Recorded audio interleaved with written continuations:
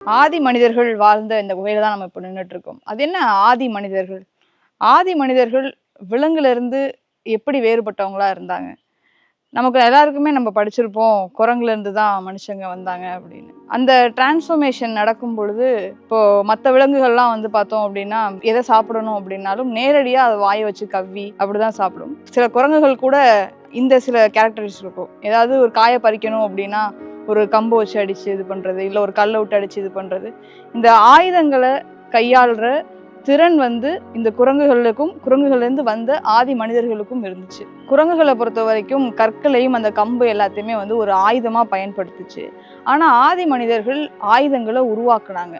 ஆயுதங்கள் அப்படின்னா இப்போ நம்ம பயன்படுத்தக்கூடிய இரும்புல ஆனது, ஸ்டீல்ல ஆனது அந்த மாதிரியான ஆயுதங்கள் இல்லை. முழுக்க முழுக்க கற்களால் உருவான ஆயுதங்கள்.